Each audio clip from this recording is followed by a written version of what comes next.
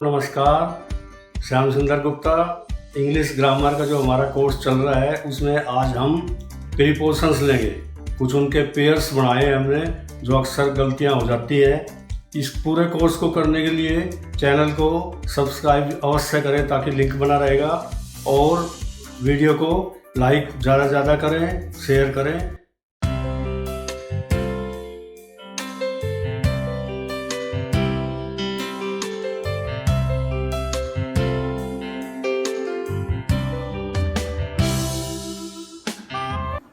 हम पहले प्रीपोजिशन की परिभाषा सीख लेते हैं। प्रीपोजिशन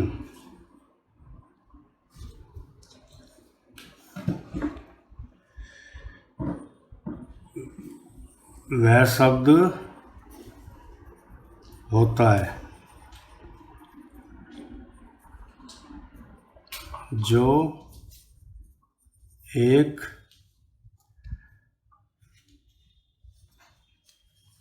नाउन या प्रोनाउन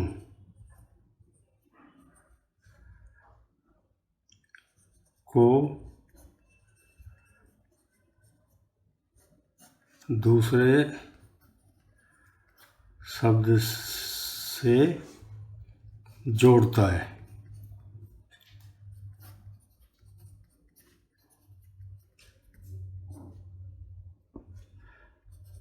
तथा उनका संबंध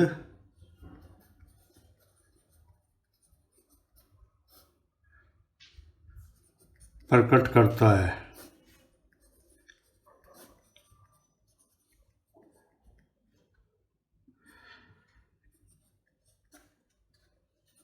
ये प्रायः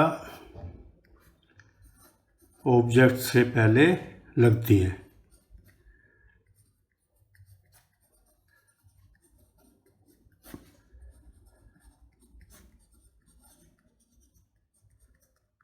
देखो, हम प्रीपोजिशन कर रहे हैं और प्रीपोजिशन के बारे में ना पता हो तो प्रीपोजिशन क्या है? वे शब्द हैं जो एक नाउन या प्रोनाउन को दूसरे शब्द से जोड़ता है। यानी इसका दो भाग सेंटेंस के मान लो खाली स्थान से, और प्रीपोजिशन भर के वो दोनों को उनके संबंध बता देता है तथा उनका संबंध प्रकट कर देता है। ये प्रायः ऑब्जेक्ट से पहले लगती है। एक उदाहरण मैं लिखता हूँ, उससे बहुत क्लियर हो जाएगा कि सब्जेक्ट ऑब्जेक्ट का चक्कर कहाँ लगेंगे। ये राम लाफ्स एट रवि,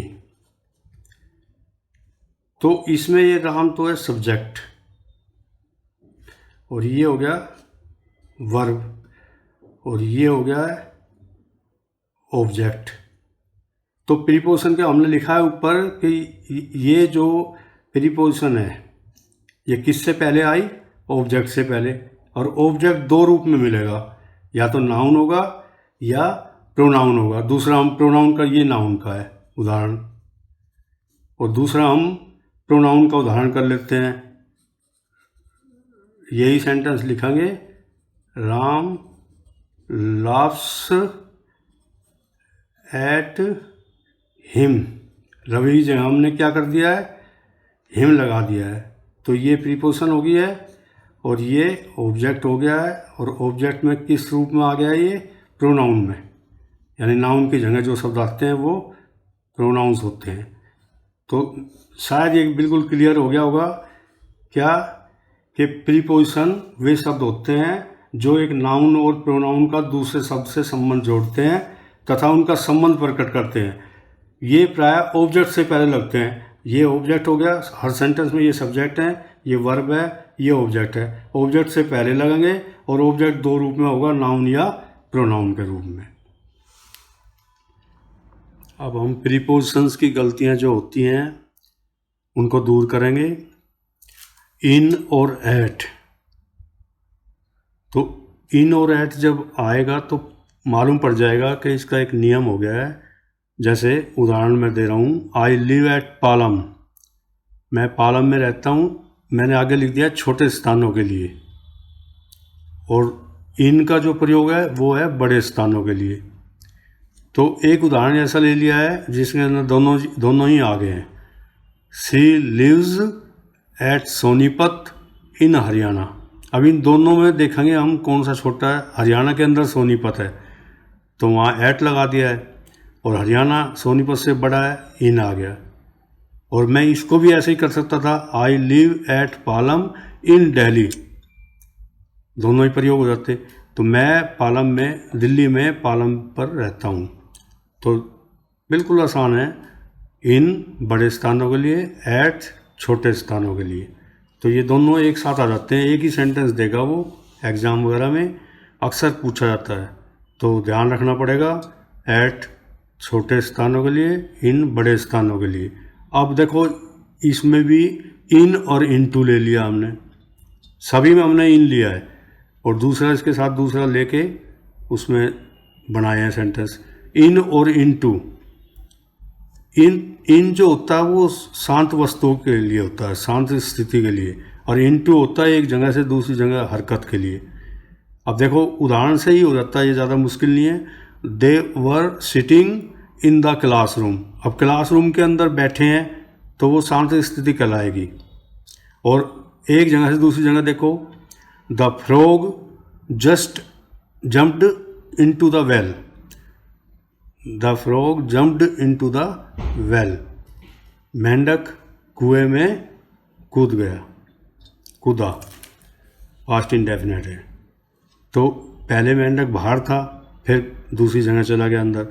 ऐसे ही हो गया, we came into the room, हम कमरे में आए। पहले बाहर थे इसका मतलब, फिर कमरे में आए। तो हरकत वाली चीज़ों में हम इनटू का प्रयोग करेंगे, और शांत स्थिति में इन करेंगे। और फिर तीसरा आ गया इन और आफ्टर। इन सब में लिया हमने, इन और आफ्टर का। ये समय का ज्ञान कराएंगे इसमें। आई शैल रीच देयर, मैं वहाँ पहुँचूँगा इन ए मंथ।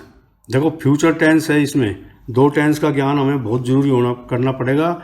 अगर फ्यूचर टेंस होगा तो इन का प्रयोग होगा। क्यों?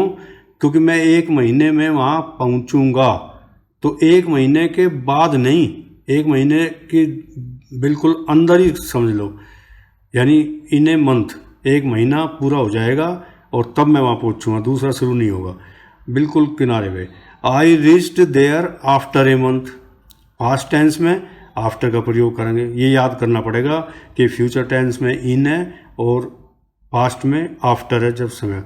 आई शैल रीच, ये I shall reach there in a month, I reached there after a month, मैं 1 महीने बाद वहाँ पहुँचा। तो 1 महीना पूरा हो गया था, उसके बाद पहुँचा हूँ। यहाँ ये ऐसे याद करना पड़ेगा। इन और टू बहुत इंपॉर्टेंट है ये, इन और to. Kashmir is in the north of India, Kashmir कहाँ है? भारत के उत्तर में है। Nepal is to the north of India, दोनों बिल्कुल बराबर सेंटेंस है, बस इन और टू का अंतर आ गया है। वो क्या नियम बन गया? देश के अंदर होगा तो इन, और देश के बाहर होगा तो टू लगेगा। नेपाल भारत के उत्तर में है, हिंदी में ही आएगा। कश्मीर भारत के उत्तर में है, ये उत्तर में है, लेकिन बाहर की जो देश होगा तो टू लगेगा। China is to the north of India, तीसरा उदाहरण भी बन गया है। और 5वीं जो मिस्टेक हो सकती है प्रीपोजिशनल यूज है ये, इन और within. I will return in a week, यानी 1 सप्ताह बस ख़त्म होगा और मैं घर पे हूँगा। आई विल रिटर्न, मैं वापस आ जाऊँगा इन अ वीक, 1 सप्ताह में। I will return within a week, यहाँ वीक ख़त्म नहीं होगा, विद इन माने के अंदर अंदर। I will return within a week. अब ये प्रीपोजिशन हम लेते हैं, जोड़ों में चल रही हैं, बाई और विद, दोनों का अर्थ एक है, इसलिए हमने ये एक साथ लिख दिया है, के द्वारा या से, इनका हिंदी का अर्थ है। तो ये हमारी प्रीपोजिशन बाई और विद। एक ही सेंटेंस हम लिखते हैं जिसमें दोनों ही चीज़ें आ जाएंगी। The bird was killed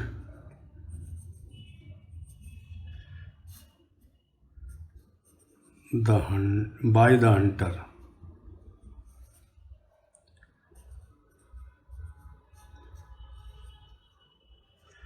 The bird was killed by the hunter. पक्षी पैसिव वॉइस है पास्ट इंडेफिनेट का, हंटर के द्वारा मारा गया, तो बाई आ जाएगा जीवित चीज के लिए। और किसी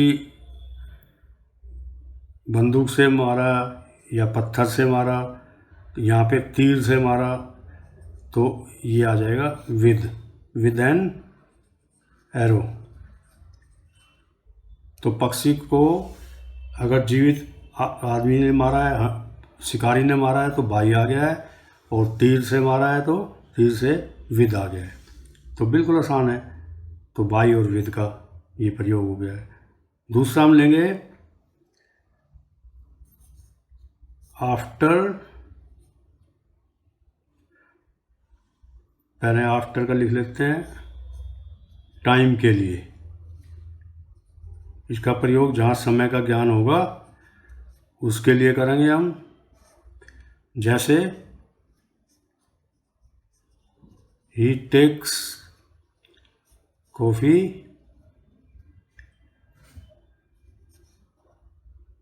आफ्टर लंच, तो ये आफ्टर का प्रयोग हो गया। ही टेक्स कॉफ़ी, वह कॉफ़ी लेता है, एक समय का ज्ञान करा रहा है। लंच के बाद यानी दोपहर का खाना खाता है तो उसके बाद वो कॉफ़ी लेता है। अब दूसरा इसी के साथ इसका जोड़ा बन गया है बिहाइंड, यानी दोनों की सेंस ये आ रही है बाद में, आफ्टर, बाद में, पीछे, तो इस तरह की सेंस आ रही है। ये पैलेस यानी कि जगह के लिए,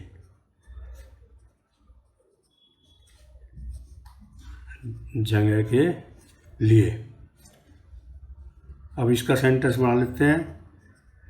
सी स्टूड, सेकंड फॉर्म है स्टैंड, स्टूड पास्ट इंडेफिनिट है। सी स्टूड बिहाइंड, वह खड़ी हुई, बिहाइंड हर मदर, अपनी माँ के पीछे, यानी माँ खड़ी थी उसके पीछे वो खड़ी हुई।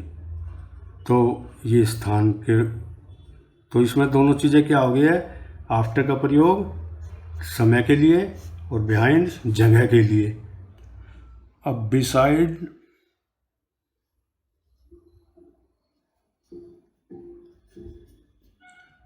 एक हो गया बिसाइड, यानी कि बाय द साइड ऑफ,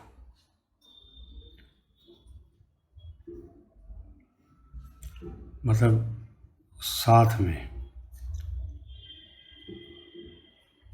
दूर नहीं, साथ में, पास में। तो एक तो बिसाइड हो गया है। जैसे she was sitting beside her mother, वह अपनी माँ के एक साथ, मतलब साथ में बैठी थी। She was sitting beside her mother. और दूसरा हम लेंगे इसके साथ बिसाइड, इसमें केवल क्या कर देंगे, एस लगा देंगे, बिसाइड्स। ये क्या जमा हो गया है, एस जमा हो गया, तो इसकी परिभाषा ही जमा से हो गया है, in addition to, in addition to. तो इसमें एस जमा हो गया है, तो ये याद भी रहेगा कि इस बिसाइड में इसमें क्या अंतर है, एक एस जमा हो गया, तो इसका अर्थ है इन एडिशन टू, यानी किसी चीज़ में प्लस कर देना, जमा कर देना, जमा में। जैसे मैंने अपने रिश्तेदारों के साथ साथ जमा में क्या कर दिया, मैंने अपने मित्रों को भी इनवाइट कर दिया। तो ये सेंटेंस हम, इंग्लिश का बड़ा महत्वपूर्ण चैप्टर है प्रीपोजिशन, इनके गलती होने से सारा सेंटेंस की सेंस और ख़राब भी आ जाती है। रिलेटिव्स